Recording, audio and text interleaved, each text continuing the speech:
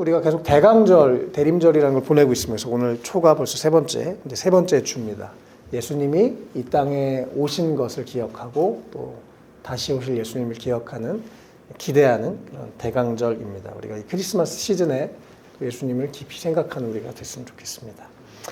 오늘 로마서 14장 말씀으로 진리의 관점이라는 제목으로 말씀을 나누도록 하겠습니다. 계속해서 우리 로마서 12장부터 우리가 어떻게 살 것인가에 대한 이야기인데, 오늘은 특별히 우리의 눈이 교정되는 시간이 됐으면 좋겠습니다. 그래서 진리의 관점이라는 제목으로 제목을 정해봤는데요. 진리라는 게 뭘까요? 진리? 변하지 않는 것이 진리입니다. 시대와 상황과 환경과 상관없이 안 변하는 게 진리입니다. 법은 바뀌죠, 계속. 우리나라에 간통법이 없어졌어요. 그래서 지금은 간통을, 바람을 펴도 문제가 없습니다. 불법이 아니라는 거죠. 양심엔 찔리지만 법적으로는 괜찮다는 겁니다. 어떤 법은 바뀌어요. 나라마다 다릅니다. 그런데 변하지 않는 것, 그것이 진리이죠. 내가 사람이라는 것, 내가 김희원이라는 사람이라는 것은 제가 어느 나라에 가도 바뀌지 않습니다. 또 인간의 본성, 인간의 본질 바뀌지 않습니다. 하나님이 세상을 창조하셨다는 진리, 예수 그리스도가 우리 위해서 죽으셨다는 진리 바뀌지 않습니다. 앞으로도 바뀌지 않을 것이고, 그래서 우리의 관점이 진리를 알고 진리의 관점으로 바라보는 것, 나와 다른 사람 바라보는 것 참 중요합니다. 오늘 이 14장 먼저 앞부분에는 사실 조금 설명이 필요한 부분인데요. 원래 예수님도 유대인이었고 예수님의 12제자들 다 유대인이었습니다. 그래서 이스라엘 사람들, 거기서부터 교회가 시작됐죠. 또 예루살렘에 성령님이 임하시면서 교회가 시작됐습니다. 그런데 여기는 로마입니다. 그 당시 로마 제국의 수도였던 로마였어요. 그래서 로마는 유대인들처럼 한 민족이 아니라 다양한 민족이 그 자리에 함께 있었던 다인종, 다민족 교회였습니다. 유대인들은, 원래 유대인이었던 사람들은 유대교, 구약 성경만 믿었죠. 그래서 코셔라는 음식을 먹습니다. 아무거나 먹는 게 아니라 먹을 수 있는 게 있고 먹을 수 없는 게 있어요. 이거 이슬람도 할랄이라는 게 있죠. 할랄 푸드가 있죠. 그래서 먹을 수 있는 게 있고 먹을 수 없는 동물이 있습니다. 그래서 유대인들은 먹는 것에 대해서 아주 구약의 율법 레위기 말씀을 가지고 이건 먹으면 되고 안 되고, 그런 생각들을 원래 가지고 있다가 예수님을 믿게 되니까 자신들이 그 생각을 가지고 와서 유대인들끼리 모여있을 때는 우리는 돼지고기 안 먹어, 뭐 이런 식으로 했었던 거죠. 그런데 전혀 상관없는 삼겹살을 좋아하는 한국인이 온 거예요. 그러면 너 먹지 마! 막 이렇게 얘기를 한 거죠. 그리고 그 당시에 지금이랑은 2000년 전이니까 시대가 참 다르죠. 그때 이 고기가 유통되던 대부분의 고기는 이방 신전에서 이렇게 제사로, 제물로 드려지고, 그 다음에 그걸 이제 한번 신에게 바치고 나서 그 고기를 시장에다 파는 경우가 대부분이었습니다. 그래서 유대인들 중에 어떤 사람들은 저 고기는 다 더러운 고기야, 우상 제물로 썼던, 우리로 말하면 제사밥에 올라간, 제사상에 올라간 음식이야, 뭐 이런 생각들을 할 수 있던 거죠. 그래서 심지어 유대인들 중에 채식주의자들도 많았다고 합니다. 고기가 뭐가 깨끗한 고기인지 더러운 고기인지 자기들 머리로, 혹은 자기들이 먹어도 되는 고기지만 양고기 이런 거 먹어도 되는데 이게 뭔지 모르니까 막 고기 자체를 안 먹는 사람들도 있었고, 다양한 그런 문화적 백그라운드 가운데 있는 사람들이 모여 있으니 서로 오해가 생기고 비판하는 일들이 일어났습니다. 그래서 오늘 이 14장 앞부분은 특별히 형제자매를 비판하지 말라는 내용이 주된 내용입니다.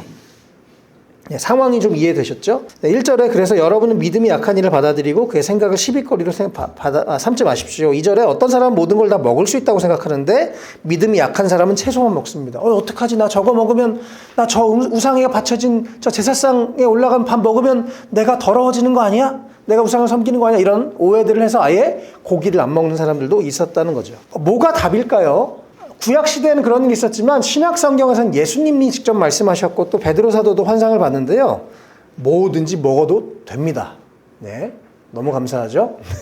먹는 게 중요한 게 아닙니다. 예수님이 이 마가복음 7장 15절에 이런 말씀을 하셨습니다. 무엇이든지 사람 밖에서 사람 안으로 들어가는 것으로서 그 사람을 더럽히는 것은 아무것도 없다. 어떤 걸 먹으면서 내가 더러워진다는 건 없다는 거예요. 마가복음 7장 20절에서 23절 말씀인데요. 또 그들에게 말씀하셨다. 사람에게서 나오는 것, 그것이 사람을 더럽힌다. 나쁜 생각은 사람의 마음에서 나오는데 곧 음행과 도둑질과 살인과 간음과 탐욕과 악의와 사기와 방탕과 악한 시선과 모독과 교만과 어리석음이다. 이런 악한 것이 모두 속에서 나와서 사람을 더럽힌다라고 말씀하셨습니다. 이해되셨죠? 어떤 물질이 들어와서 나를 더럽히는 게 아니고 내 안에 악한 생각들, 그런 욕망들이 나와서 나를 더럽힌다고 말씀하십니다. 그래서 먹는 것 중요하지 않습니다. 하나님도 우리를 사랑으로 용서하셨기 때문에 우리에게 먹는 것이 그렇게 중요하지 않고 이 땅의 물질적인 것이 그렇게 중요하지는 않습니다. 그래서 3절에 사도 바울이 먹는 사람은 먹지 않는 사람을 업신여기지 말고 또 먹지 않는 사람은 먹는 사람을 비판하지 마십시오. 하나님께서는 그 사람도 받아들이셨습니다. 오늘 제가 제목을 아까 진리의 관점이라고 했는데요. 이 3절의 뒷부분에 나오는 진리는 뭐냐면 하나님께서는 그 사람도 받아들이셨다는 것입니다. 하나님은 저를 한국인으로 태어나게 하셔서 많은 삼겹살을 먹게 하셔서 지금 여기까지 오게 하셨어요. 하나님은 어떤 사람은 유대 그 문화에서 태어나게 하셔서 거기서 성장하면서 배워서 주님 앞에 나오게 하셨고 각 사람을 다르게 인도하신 하나님. 중요한 건 하나님이 그 사람을 받아들이셨고 품으셨고 용서하셨는데 너 왜 저 사람을 비판해? 라고 하는 것입니다. 이해되셨죠? 또 4절에 다음에 종을 비판합니까? 그가 서 있든지 넘어지든지 그것이 주인이 상관할 일입니다.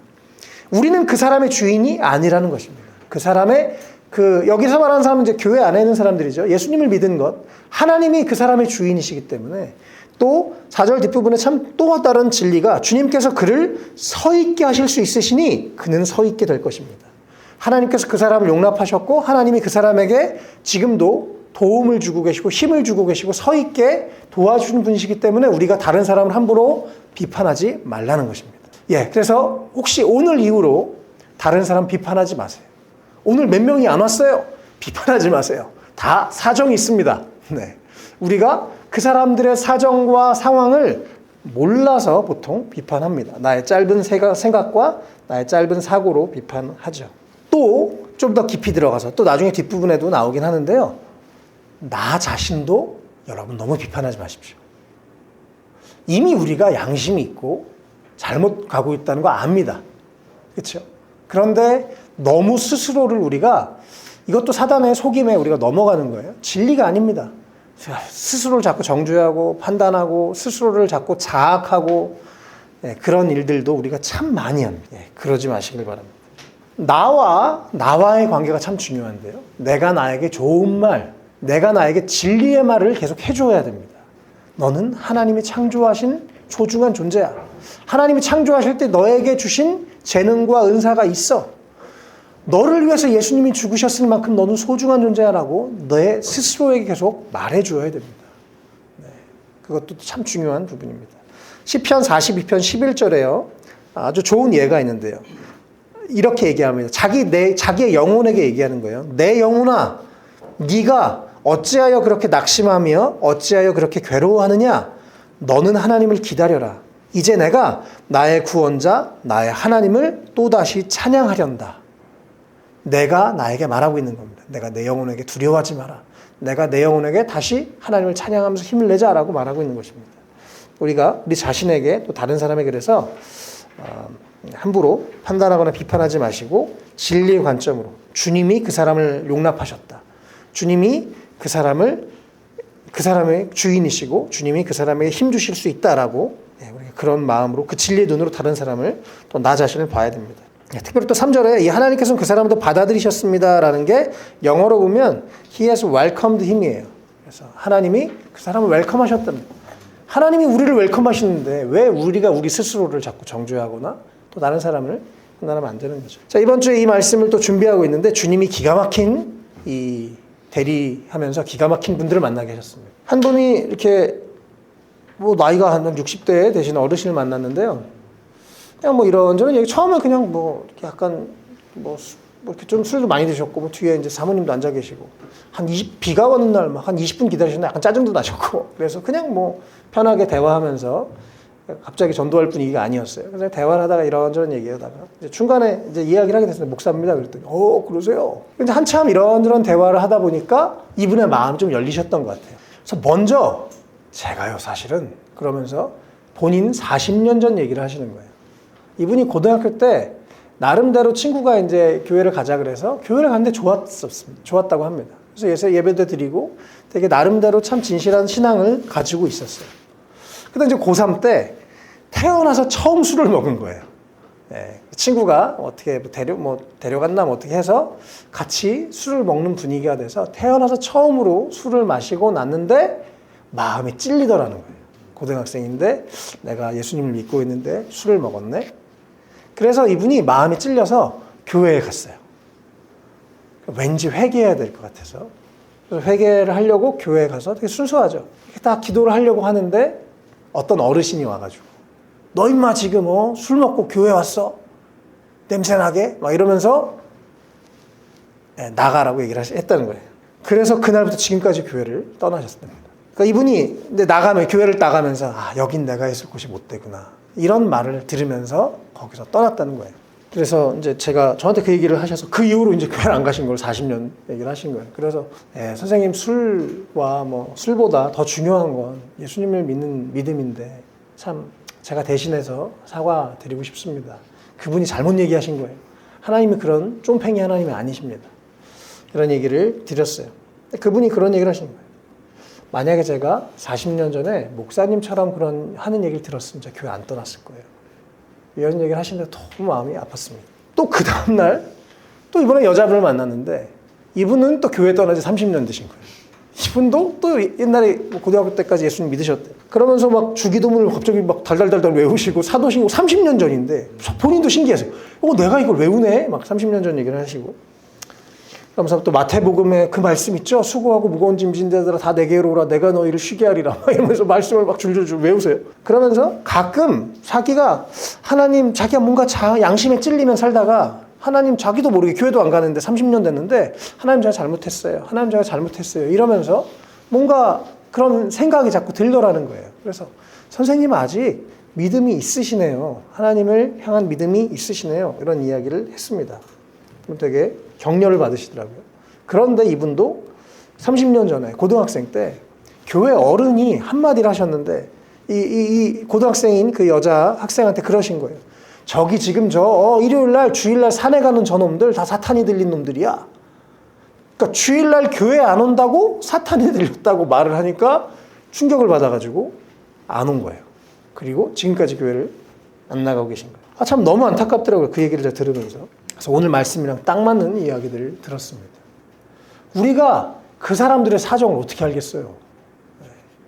또 우리가 모르면서 진리가 아닌 것으로 함부로 다른 사람을 판단하는 것은 정말 큰 문제입니다. 성경에서는 절대 그렇게 다른 사람을 함부로 판단하지 말라고 합니다. 우리는 어디나 그 표면적인 아주 작은 모습들밖에 볼 수 없잖아요. 그러나 그 삶에 어떤 스토리가 있는지 아무도 모릅니다. 그래서 성경에서 영어로 이해한다는 말이 understand라는 말이 거기에 입장에 서봐야 그제서야 비로소 이해가 좀 되는 게 인간입니다. 어쨌든 우리 안에 이렇게 다른 사람을 비판하는 일들이 끊어지고 진리로 봐야 됩니다. 다른 사람. 여기서 얘기하는 것처럼 저 사람은 주님이 웰컴하신 받아들인 사람이다.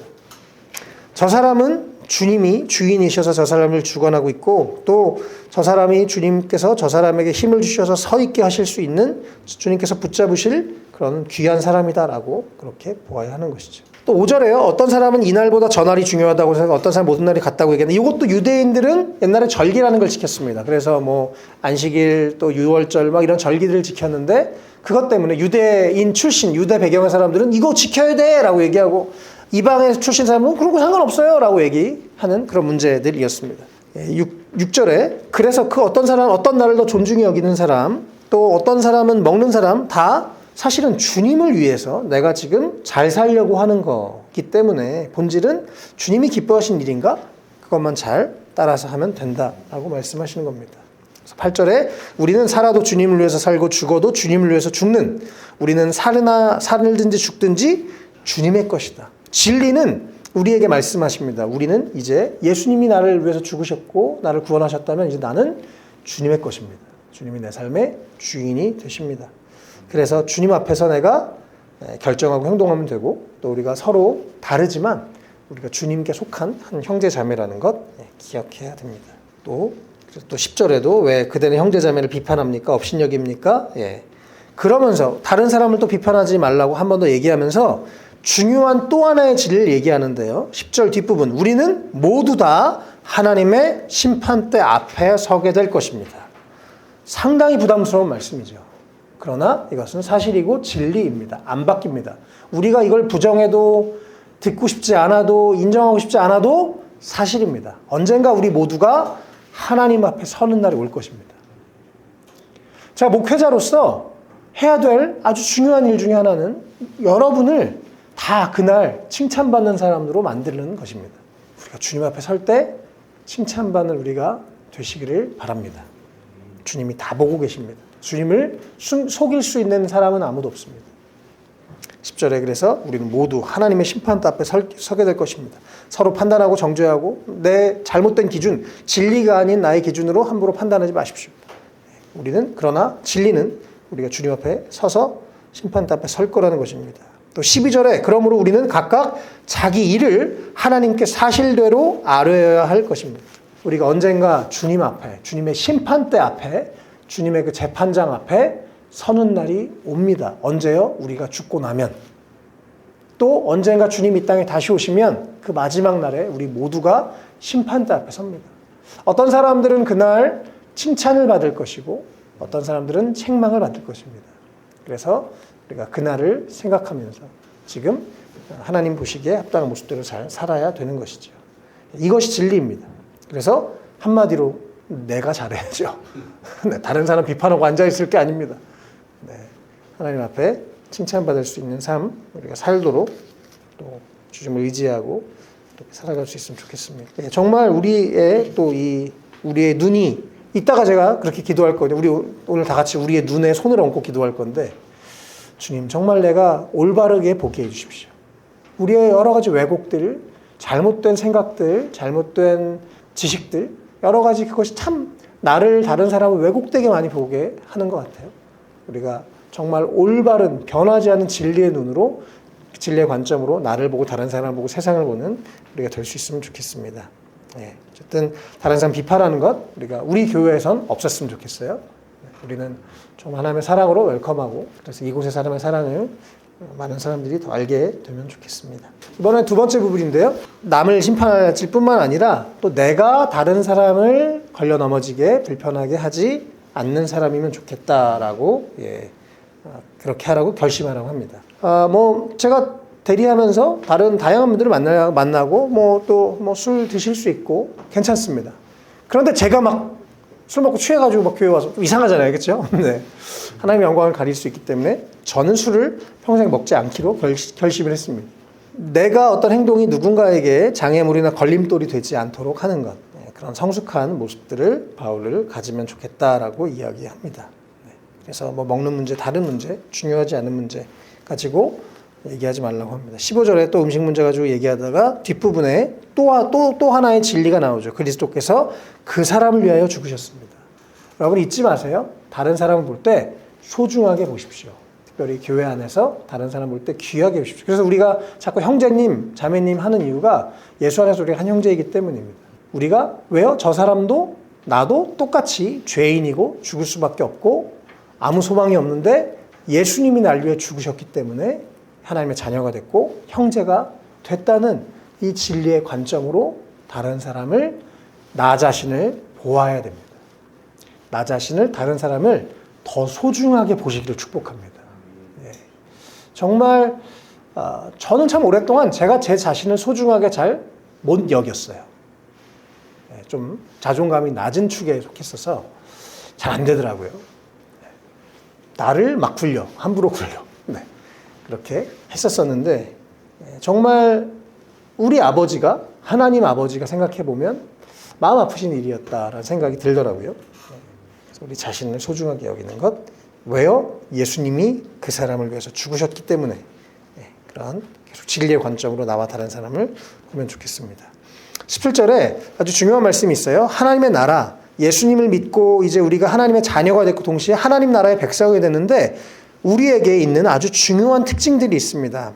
이건 먹는 일과 마시는 일, 여기서 얘기하는 고기를 먹고 이런 문제가 아니고 물질적인 문제가 아니고 먼저는 성령님이 우리와 함께 하십니다. 하나님의 영이 우리와 함께 하시고 하나님이 우리와 함께 하시는 하나님의 나라의 백성들은 그러한 특징이 있습니다.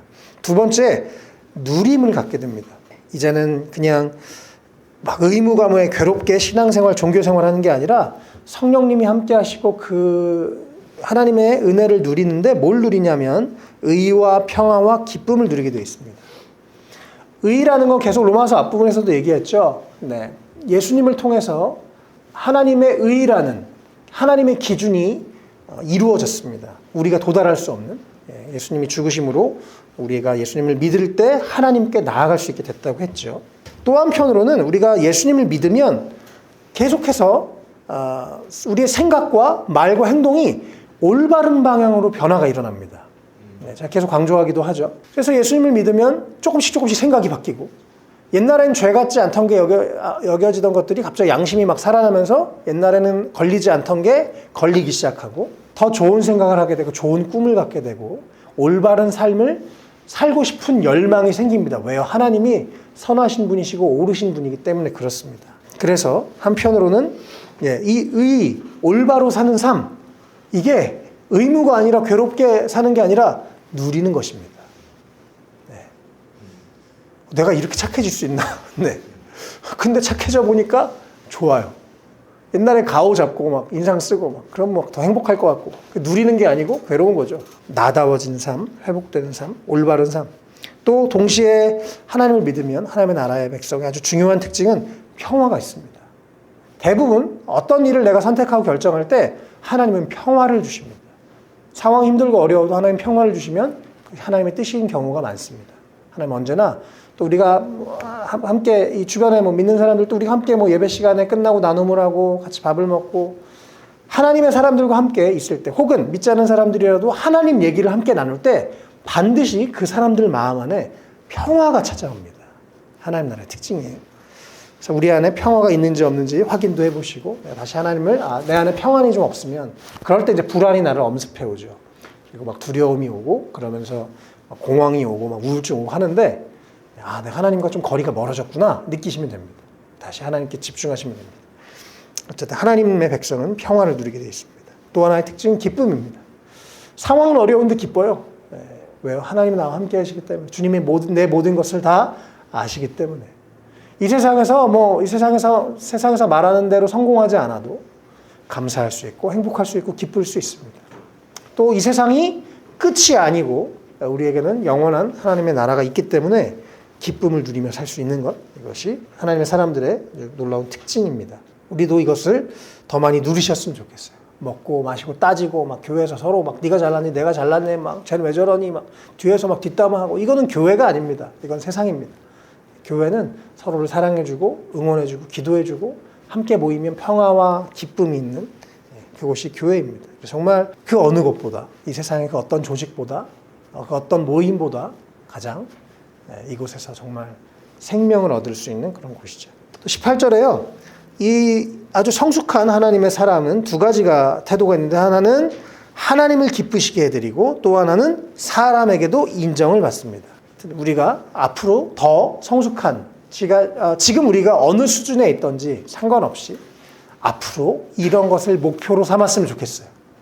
나 때문에 하나님이 기뻐하시고 나 때문에 다른 사람들이 저 사람은 참 예수님 믿는 사람 같아. 저 사람의 말과 생각과 행동은 혹은 저 사람은 참 많이 변했어.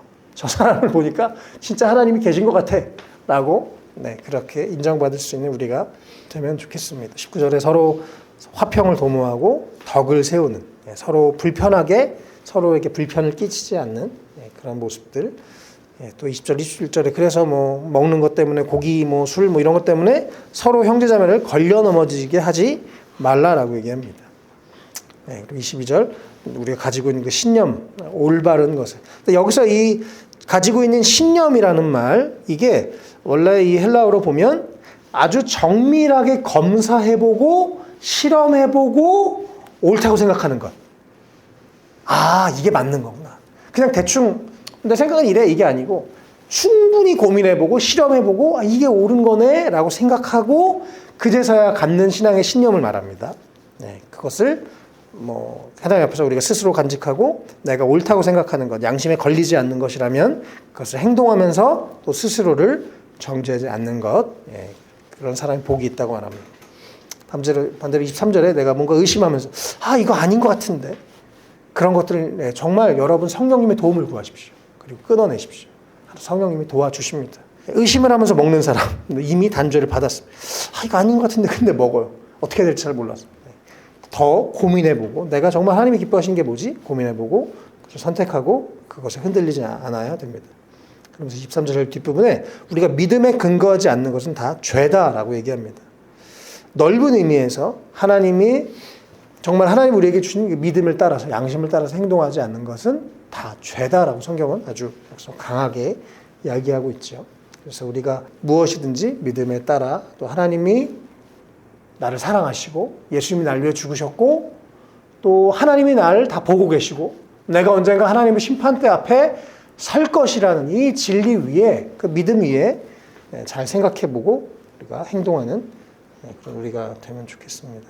히브리서 11장 6절에요. 믿음이 없이는 하나님을 기쁘게 해드릴 수 없습니다. 하나님께 나아가는 사람은 하나님이 계시다는 것과 하나님은 자기를 찾는 사람들에게 상을 주시는 분이시라는 것을 믿어야 합니다라고 말씀하십니다. 하나님은 오늘도 우리가 하나님을 찾을 때 우리를 기뻐하십니다.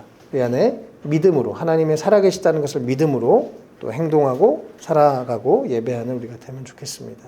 오늘 이 진리의 관점이라는 제목으로 말씀을 나눴는데요. 이렇게 또 중간중간 오늘 말씀에 나왔던 여러 가지 진리들, 변하지 않은 진리들, 하나님이 나를 받으셨다, 하나님이 저 사람을 받으셨다, 하나님이 예수님 그리스도가 바로 저 사람을 위해서 날 위해서 죽으셨다라고 하는 또 내가 심판대 앞에 서게 될 것이다 라는 그 진리들을 위해 정말 우리가 올바른 관점을 가지고 살아갈 수 있으면 좋겠습니다.